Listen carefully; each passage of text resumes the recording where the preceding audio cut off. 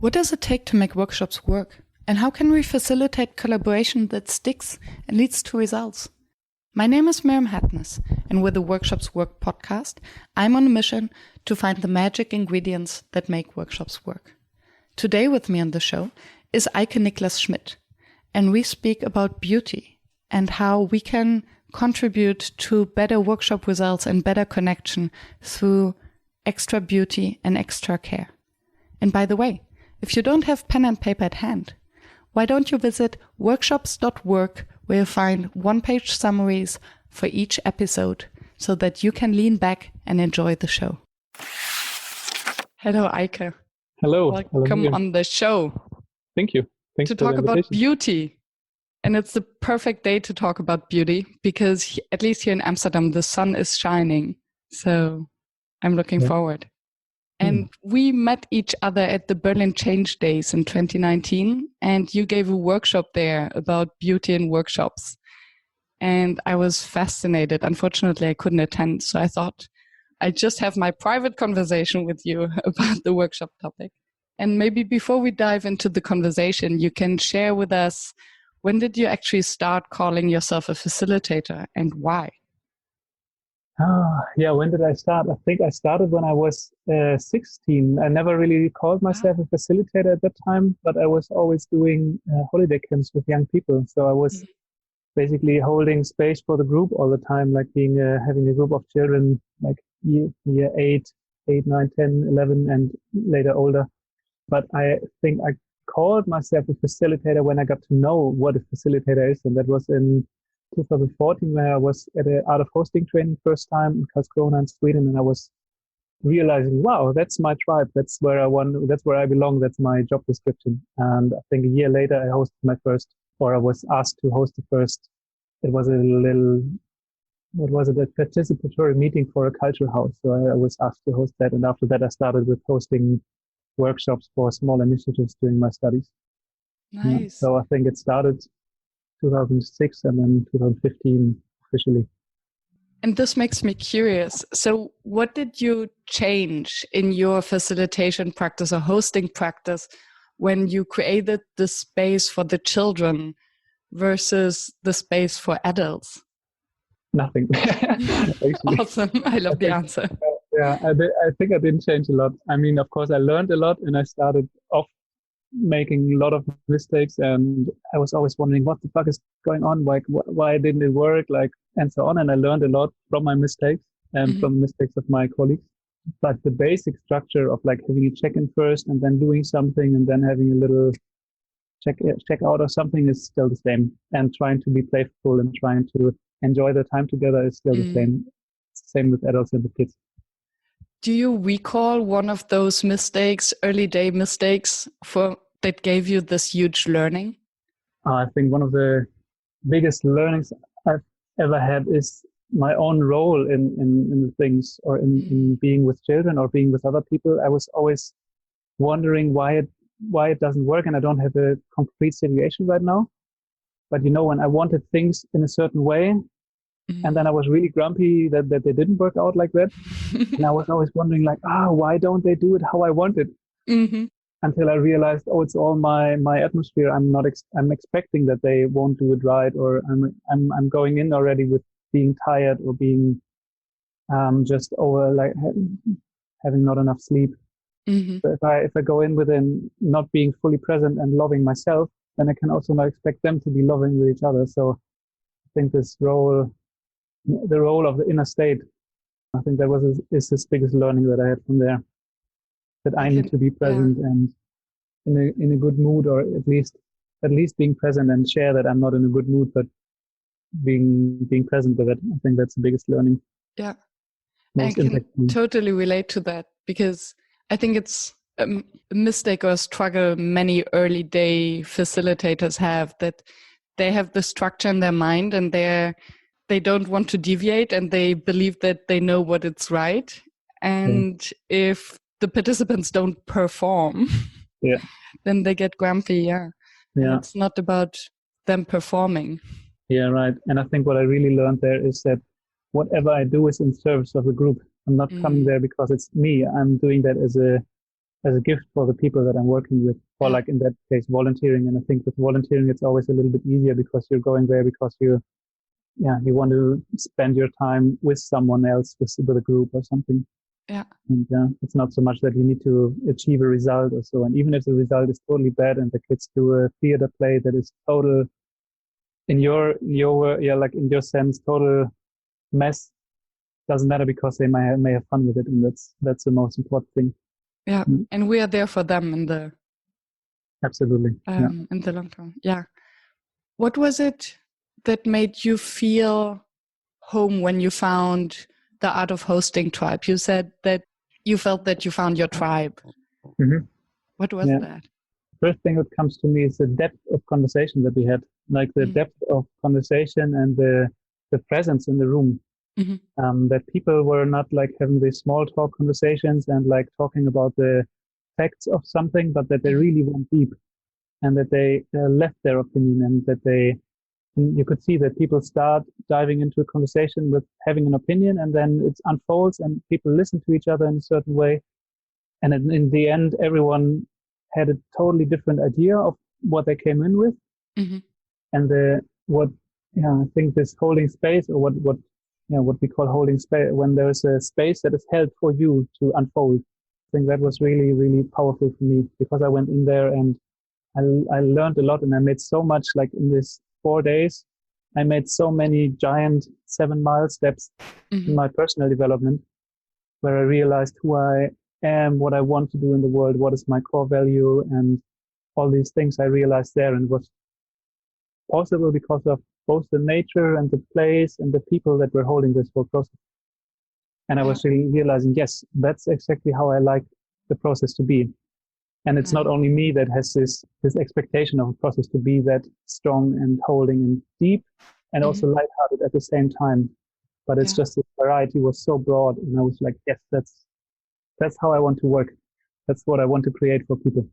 So what does it take to hold the space for you as a facilitator?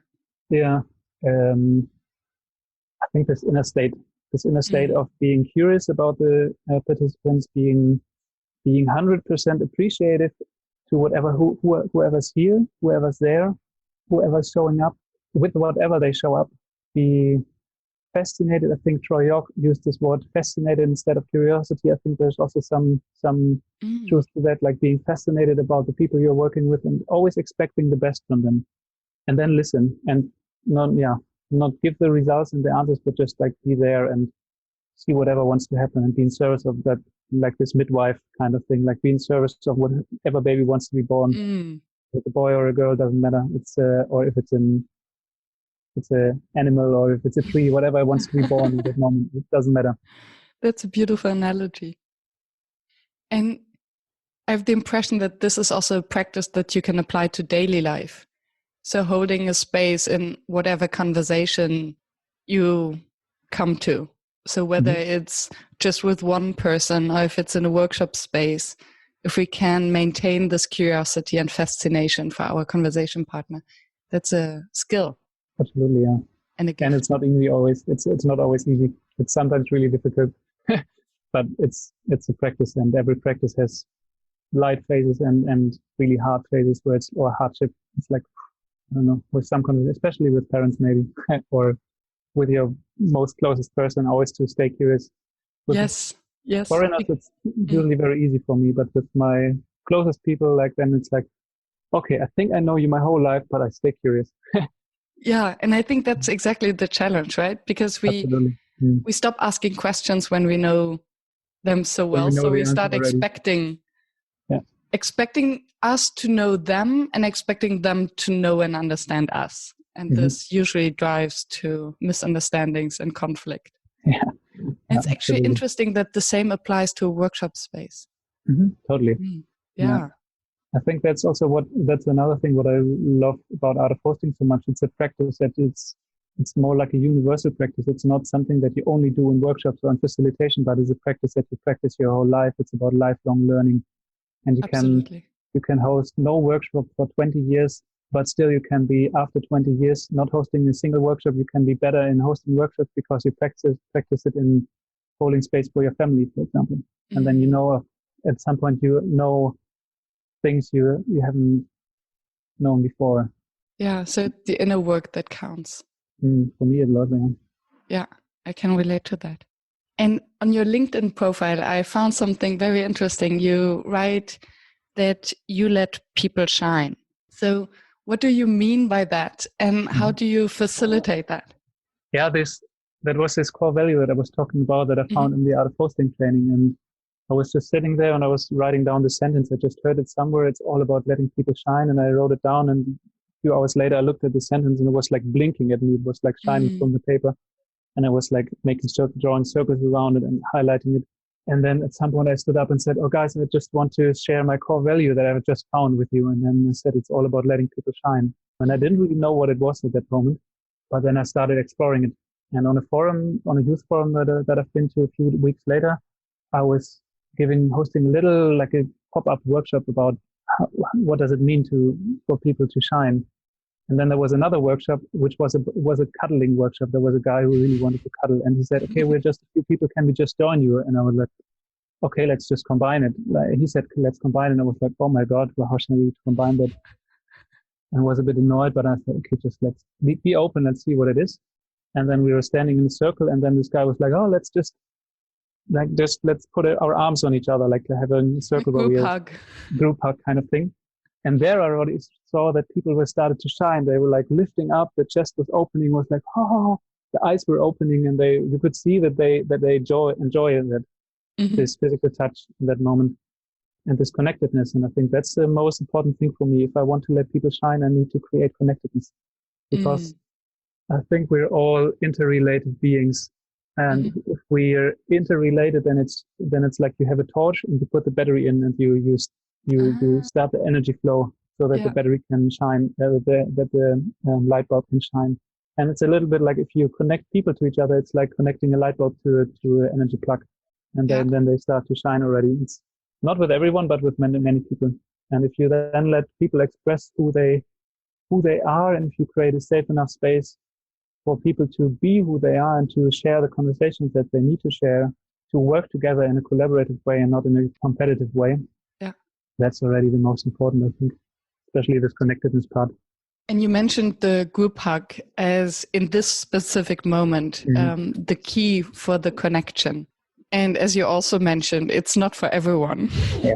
So how else can you create this connectedness or this shine, maybe beyond the physical touch, but more the emotional or mental or spiritual touch, maybe? Yeah, and that was only this one. That was only the moment where I realized that people shine when they feel connected to each other. Like what I always do is I start everything, whatever I do, I start with a check-in, and I have different moments of how we can check in with each other. But I always try to bring people together in the check-in, like to let them arrive and be present also, but then also realize who else is in the group. And sometimes I let people walk around in the room and first of all, just concentrate, focus on themselves. And in the second stage, I let them walk around and just look around, look at the space. And in the third step, I let them look around and look at each other in a curious way, and then maybe just nod at each other. And then sometimes I just let them go around and shake hands, but then I'd also tell them like, but be present when you shake hands, but not do it like, just sit down, stand, feel your feet on the ground, look the other person in the eye, shake the hand, feel your own hand, how it's shaking the other hand. And then sometimes in the third step, in another step, I let them stop for a second and look at each other and just look at each other's eyes for 10, 20 seconds. Just stand there, look at each other's eyes and if people want to laugh, they can laugh. And sometimes they do, and sometimes they don't. And sometimes they just enjoy this. Whoa, there's another being looking at me, and we're looking back, and there's this connection. You can almost feel physically how the bond between these two people starts. And it's just by looking at each other's eyes. And sometimes, of course, that's also an intimate thing. Like some people are a bit afraid of that, but with a slow start, people usually can like enter in there. And then it's already atmosphere of connectedness. And if we then do like a name round, sharing a name, and if we then maybe even do a little round of having a good question for the beginning, something that connects them. There's a lot of story works perfectly. Like story is amazing for that. Can you give an example? I had a workshop last weekend with a culture house, and that was actually the first workshop there, this participatory workshop that I was hosting in 2015. And this year I came back for, the culture house is existing since 2 years now, and then it was still the forming phase. And I was going there and hosting this team workshop day. It was a team enjoyment, team building, or coming together day, because they won a prize and they wanted to also give something back to the team. And I invited them to bring one object that connects them with a mosaic. It's called Mosaic Culture House. And then I was inviting them in check-in. We were sitting in the circle. I had a beautiful centerpiece with a big tablecloth and a flower in the middle. And I invited them to, as a check-in, to just first say their name, because they all didn't know each other. And then in the second round, to show their object and share the story that is connected with that object, and then to place it in the middle. And for me, was such a good example of a circle of, we had this with centerpiece, which is a mosaic, and then we had all the people sitting around, and everyone is connected to the center with their story. So they're literally connected through the object, and the objects connect to each other through the meaning that it's given to them. Right. Yeah, and one participant was putting a little present in the center and saying, I think I brought a gift. I couldn't find an object, but I just wrapped something. And then she was sharing her personal story, how she found the culture house and what a gift that was for her. Beautiful. That she was like, and then, there was really, really touching story. And then she said in the end, and I think it's not coincidence what is in the present, because it's just the paper, it's paper napkin, like tissues for blowing your nose. And everyone had a little bit of tears in their eyes. And it was just such that's these moments like when people feel connected, and when they also start shining because they know about this connection, they know about the purpose of all of that. Yeah. And what resonates with me in the process, how you build up to this moment and to this connection, is that it's a slow build up, that first you see people and you are seen. So you land in the room, you build connection without words, without even a physical connection, then a handshake, and then a look. And only then you start speaking. So this is also very appropriate for maybe introverts or shy people. Yeah, and that specific workshop, I didn't do the interactive part in the beginning because most of them knew each other already, and I could just, that is what I'm doing when there's completely strangers come together. But if people know each other already and they are chatting and they're hugging already before, then it's like when I mostly skip that part and start right with this. In that moment, I just started with that story checking. Yeah. And you mentioned that how you prepared the room with a tablecloth and some flowers. So this leads us directly to the core of our conversation, I guess, which is beauty. Yeah. So what does it mean to create a beautiful space to you? I think I have to share a little side story about the hosting, because I think it actually started early, like not me hosting, but experiencing hosting or being hosted. I always say that the difference between facilitation and hosting is that if my mom was preparing the Christmas table, she was not facilitating the Christmas dinner. She was hosting the Christmas dinner. She was like the whole day, or like she was cleaning the living room and where we sat, and she was cooking and she was preparing, and then she was like putting beautiful tablecloth on the table and the beautiful cutlery, and then she was folding these napkins and all these things, and lighting a candle. And then the people arrived, and everyone could feel it's a special atmosphere right now. And I think that's where I learned a lot about what it means to host a space and to prepare a space so that people feel welcome. And that's also what we did at this workshop last weekend.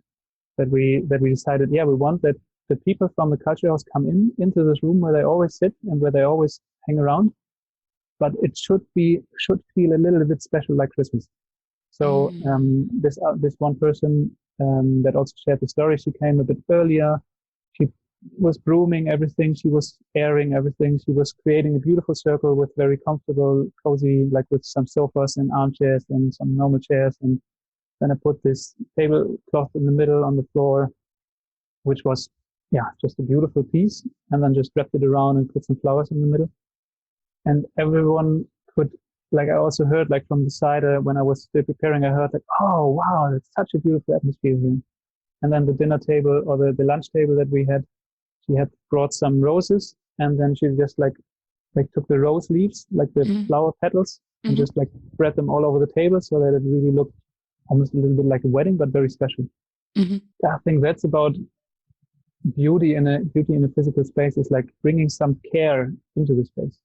Even if you're just hosting a 2-hour workshop and you come to a room that you've never seen before, just look if the floor is clean. And if you want to invite people to sit on the floor or something, then the floor should be clean also. Yeah. Or the room should be in a nice setup. Just like sit in and feel a little bit, and then realize, oh man, this chair over there is just not fitting there. It just needs to go away a little bit. It's too present in the room. It's just too square or something. Or this, I don't know, this picture, this drawing that is hanging on the wall is creating a strange atmosphere. Just turn it around or put it away, or like just to feel like, how's the room speaking to you in a way. Yeah, so if I understand you correctly, then beauty goes beyond just the flower, but it's more about the care and the extra effort that Absolutely. You put into the space. Yeah, definitely. I think that was what we always forget, that is, I think we're socialized that beauty is something out there. There are beauty standards, and there's a beautiful man or a beautiful woman or a beautiful tree or something, but the beauty is not an attribute of that specific beautiful tree. It's like something that is everywhere, that you can, it goes beyond. It's sometimes I say it's a tissue that connects everything. So beauty is not only something, but it's how we relate to something, I would say. Thank you, Miriam. This is Andrew. I'm a facilitator and head of customer success at Session Lab, the dynamic workshop planner tool. We built Session Lab to help people design better workshops. We still remember the frustrating process of having to design workshop agendas in Excel or Word, and every time we made a change to the agenda, we would have to adjust the timing, copy and paste things back and forth, and it was hard to collaborate and ensure that we were all working on the latest version. This is why we built Session Lab, to give you a tool that allows you to focus on designing a solid group process. Check out Session Lab to save time and effort in your workshop design process, and now get your first 2 months of Session Lab Pro absolutely free at sessionlab.com/workshopswork. What I hear from what you're saying is that beauty is then not something that is there and we can use, but something that we can highlight or that we have to point out to the participants. So is beauty something that we can facilitate? And how would you do that? I think it's a lot about creating a space for beauty to be there. Because I think there is a lot of connections to different themes, a lot also to time. So if we all the time look at the clock and say, oh yeah, guys, we really need to do this here now, and we have not so much time, so we need to do it quickly, so please be on time. And if I'm driven by the time, if the time is in my neck all the time and it's like really like pushing me, and I'm pushing the participants, and it's not going to work, and no beauty is showing up. It's like a very silent friend that is sitting somewhere in the corner, a very introverted person, and you have to be silent enough to let the person speak, in that case, beauty. And that is so funny that you're referring to beauty as a silent participant, because just last week I recorded an episode with a visual facilitator, Sunny, and she referred to the chart as the silent facilitator and the silent person in the room. Nice. Yeah. So now we have a silent participant in the room. Yeah. I like that. And maybe before we go forward, I would like to come back to the concept of art of hosting, because you mentioned it a couple of times, and I'm not sure whether everyone in the audience is familiar with the concept. So maybe you can just explain in a nutshell what art of hosting actually is or means. Yeah, in a nutshell, that's always a tricky question, because when people ask, what's art of hosting? I'm like, I don't know. It's like you go to this training, and afterwards, after you experience it, you know it. And then you can still not explain it, but then you at least know it. It's like an experience that you cannot really explain, but I try my best. For me, art of hosting is a practice that brings facilitation or hosting to a different level. Like we say it's not the art of facilitation, but it's the art of hosting. And for us, there are more components towards it. For example, it's if you want to host people, which is like the main facilitate thing, Mm-hmm. then you also know how it feels to be a participant. And then you also need to know how to be present, and you need to know how to co-create. So there's like this four folds. We call it the four-fold practice. So it's more about it's not a set of tools or methods, but it's more the attitude that we bring with us. We always say it's a practice. It's an art, and art needs to be practiced. If you want to master an art, you need to practice. And it's not that you go to an art of hosting training and after that you are an art of host, or you're a host or whatever. It's like after that you can be an art of hosting practitioner. So you're practicing the art of hosting, bringing people together. And it's the long-term word for that is the art of hosting and harvesting conversations that matter. So what we also do is we bring together the art of hosting, like the creating the space for people, and also the art of harvesting. It's a lot about dialogue and conversations. Mm-hmm. And if we don't harvest what is coming out of these conversations, we don't make it visible, then for many people it just doesn't exist. So it's about, if we want to bring change to whatever client or customer or whatever, if we want to help them in something, then we need to also harvest what we talked about.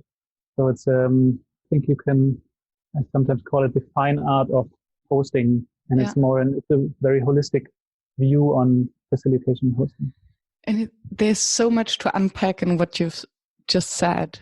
So the first picture that came to my mind relating back to how do you describe the time being in our neck is, and coming back to your example of your mother hosting the Christmas table.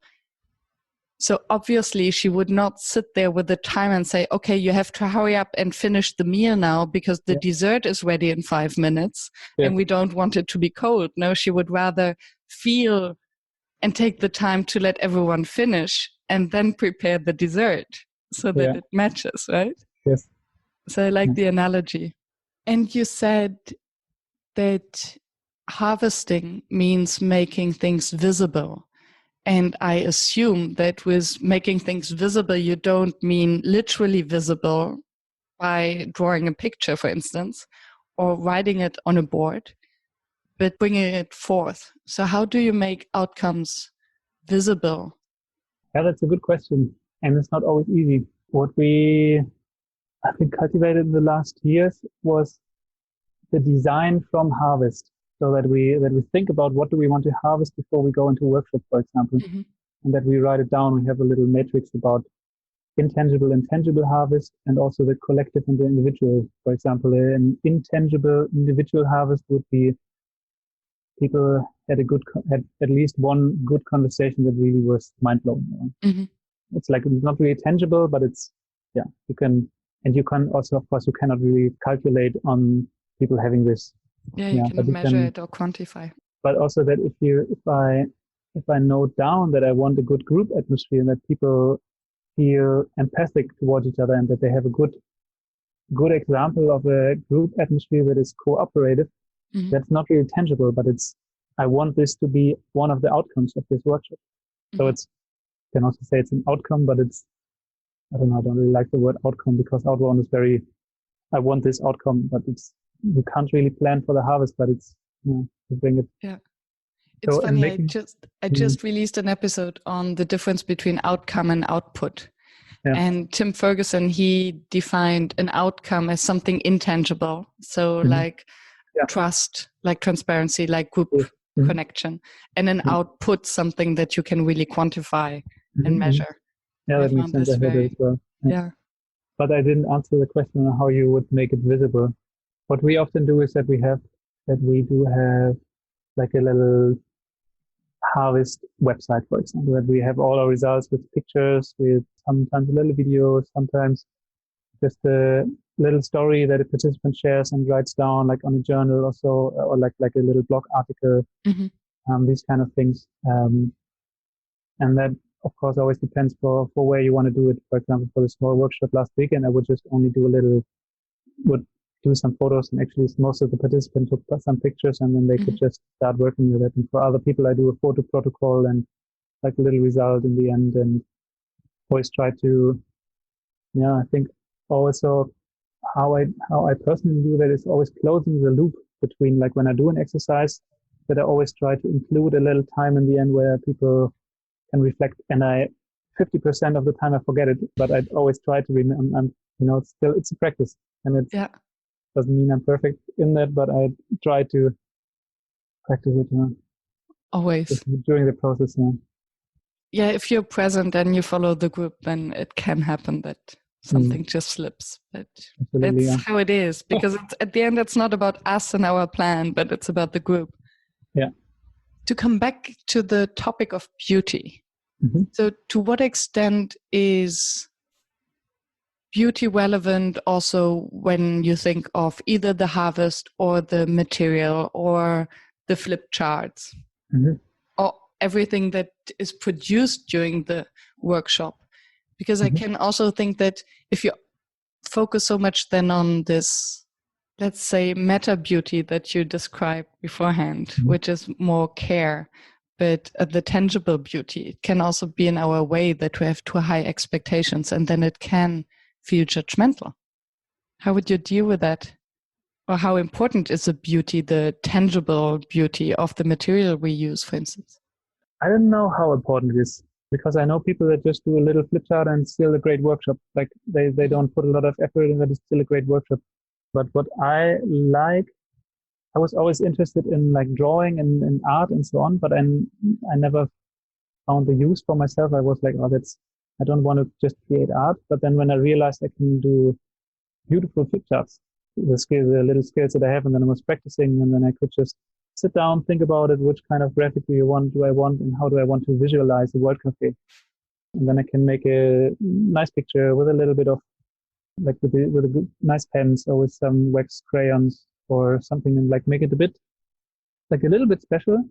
Or have a little small detail that makes it not normal or not like just quickly drawn. Yeah. I think that makes a big difference for me. And if I, for example, if I don't do like a seminar plan on like a table, like with 10 o'clock start, 11 o'clock this, blah, blah, blah. But if I just write it down more like a flow and have like a little drawing to each part, what we're doing, or have a little quote also there, something that makes it a bit more, that makes the place as a space that we create not normal, not like our normal meetings. I think the further away we come from this meeting setting or the normal structure that we are used to, and if it's business or whatever we work with, I think the better it is. It kicks, at least with the people I work with, and I work a lot with volunteers and people who appreciate this kind of atmosphere and who are not so much driven on results, not so much in the typical business sector. And it makes total sense.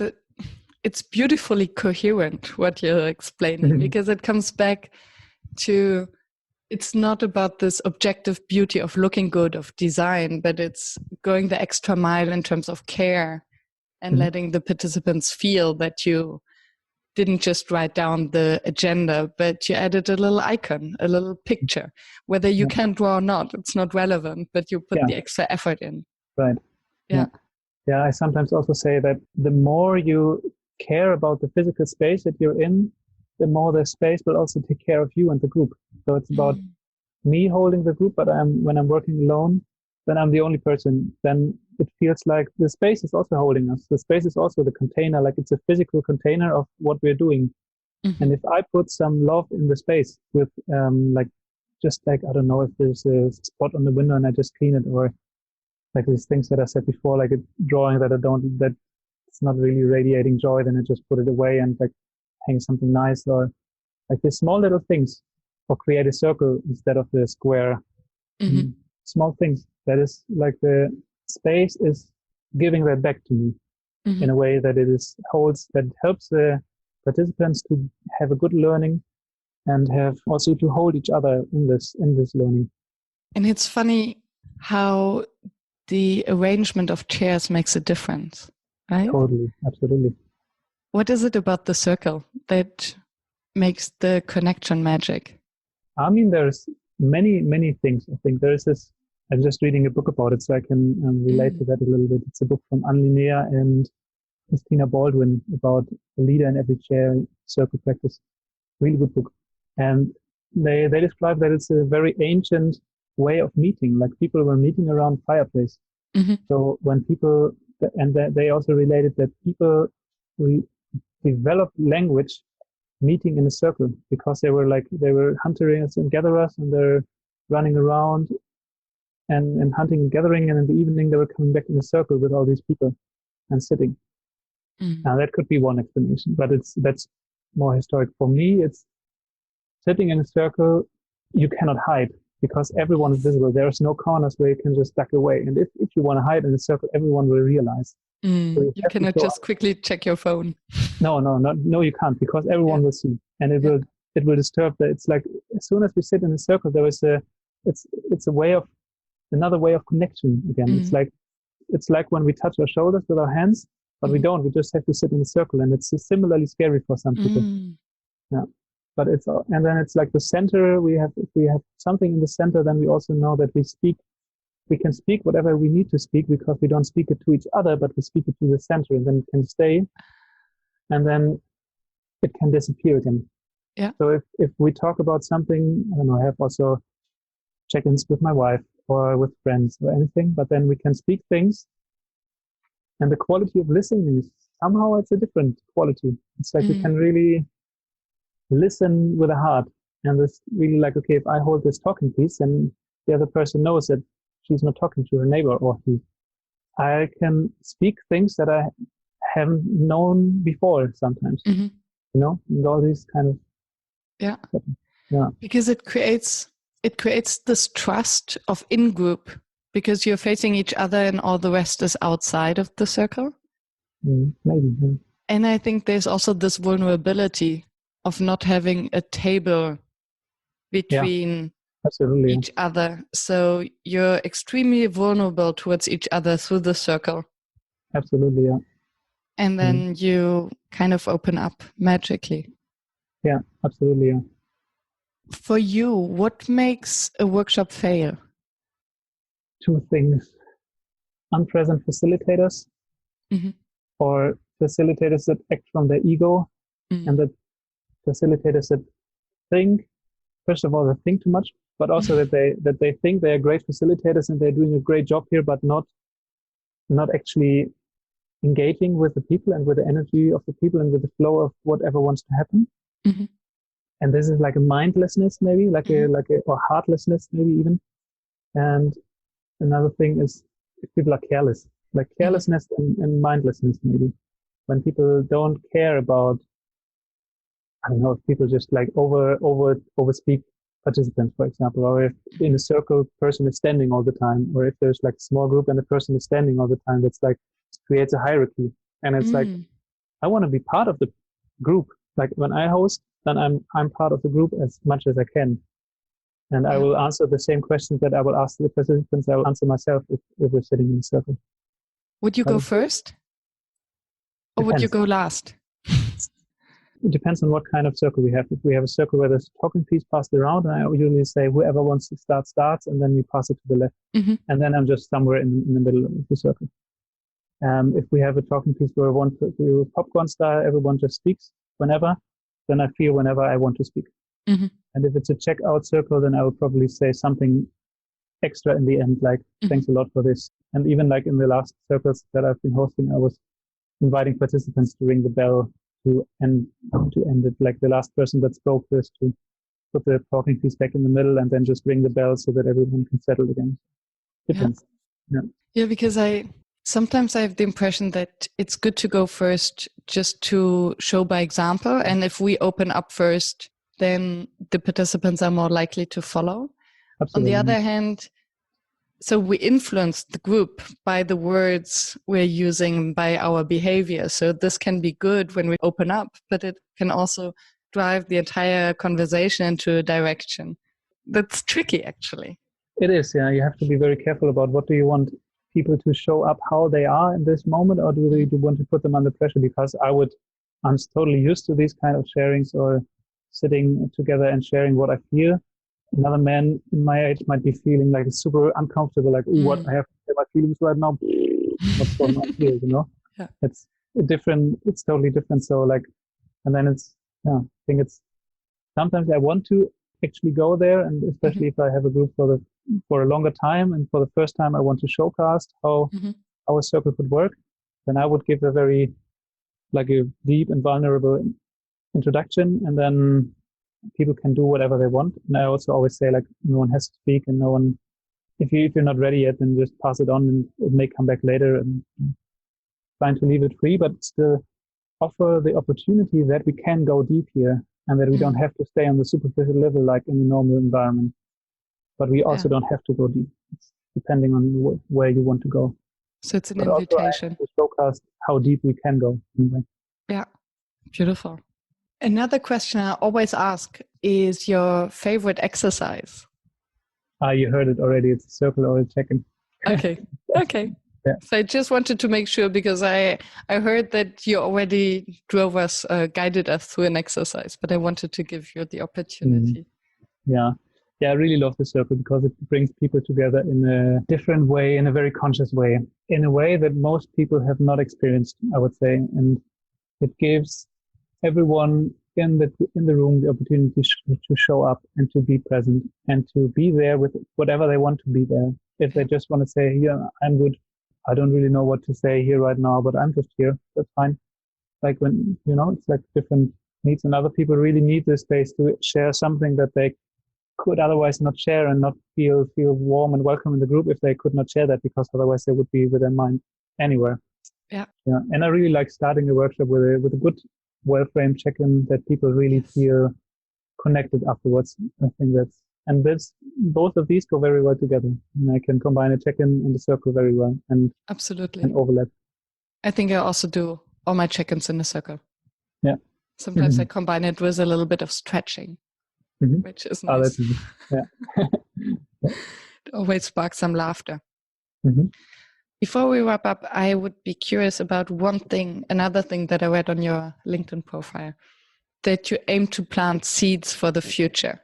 Mm-hmm. And I wonder what your thoughts are related to facilitation. So how do you think can facilitation contribute to planting seeds for the future? I think we need to know about learning, that learning is a process and not like the typical learning that we know from school. There is a teacher that tells us A plus B is C, and then we learn it from that person. That is also learning, of course, but there is much more ways of learning. And one way of learning that I mean with planting seeds for the future is this process learning. Like I just start a process. I start a thinking process. I start a unfolding process. I start something. But I'm the person. If you imagine many of these domino stones, of these little stones, and then you just tick the first one, and the rest is just just going on forever, or how long it is stood up. For me, the process can be like that. I can, with the space that I create, I can be not I, but this process or this time together or this special time that is a little bit different than normal, usual quality, that can be the first stone that falls and kicks over many other stones. And that's what I mean with planting seeds for the future. And especially my studies background, everything is in sustainability, everything related to sustainability. So I have a very deep urge or drive in myself to somehow participate in or contribute to a world that is a bit more beautiful, or a bit more, I always say more beautiful because I don't want to say it's better or worse or anything, but it's more where there's more joy and more beauty. And more care. More care and joy and beauty. Yeah, care is, absolutely. Yeah. And I think one last thing on that is that with these spaces that are collaborative and where people connect, when we want to build a more beautiful world, or when we help the world to become more beautiful again, or just more beautiful, then this has to also come from a beautiful position of ourselves. And this has to come from joy and from laughter and from love and from beauty. And it doesn't come from competition and from egoism and all this stuff, from efficiency, and we have to create results. That's not where this comes from. But these seeds, they are planted when people can experience a different state of being together and being with each other and being also with themselves. And this connectedness to themselves, to nature, to maybe even to something spiritual or to earth, that is where I feel that most seeds are planted. That people experience a new way of having a meeting or having a workshop. And then it's like, that's how work can also be. It doesn't have to be so hard and not joyful, and I'm always exhausted when I go there. I can go into a meeting and I can go out of the meeting with more energy than I came in. Yeah. And that's like, wow, we can create this world amazingly. Yeah. We can facilitate that. Yeah, we can. That's our superpower. Post that probably. Because we need to be part of that as well. Yeah. True. Beautiful. If someone fell asleep after minute 1, just woke up and doesn't have time to listen to the entire conversation again, what would you like this person to take away? I can make it very cheesy if you want. As you wish. I think there is this quote of Fyodor Dostoevsky, which I really like, and that is, beauty will save the world. It's from The Idiot, from his book, The Idiot. And it's the only line of that book that I know, but it's... Thank you for the honesty. Yeah. And the other one is, like, after Berlin Change Days, after I hosted this space there, there's this workshop there, and after this whole event, at some point I was writing down that if you want to bring beauty into a space, it has to come from a beautiful inner place. So for me, beauty is something that we can cultivate. And if we can cultivate it within us, then it will always also reflect in the outer space. And if we forget to cultivate it in us, and we just do the outer space and just do it like, I don't know, just do some cleaning and putting something there, then this will again remind us too that there's also some beauty in us, and that it's always this relation. Yeah, the beauty is the relation between people, and we can decide if it's beautiful or ugly. Very nice. Thank you for sharing. Mm-hmm. You're very welcome. What a beautiful conversation. Yeah, I also think so. It was really nice. Yeah. It will inspire more facilitators to facilitate with beauty, meaning with care. Thank you, Eike. Yeah, you're welcome. Thank you for staying tuned and listening to the show. I appreciate your attention, as I know how busy you are. If you enjoyed it, please subscribe and engage by sharing your comments and thoughts, and visit workshops.work to download the one-page summary. I'm looking forward to seeing you back at the next episode, and I wish you a fruitful day.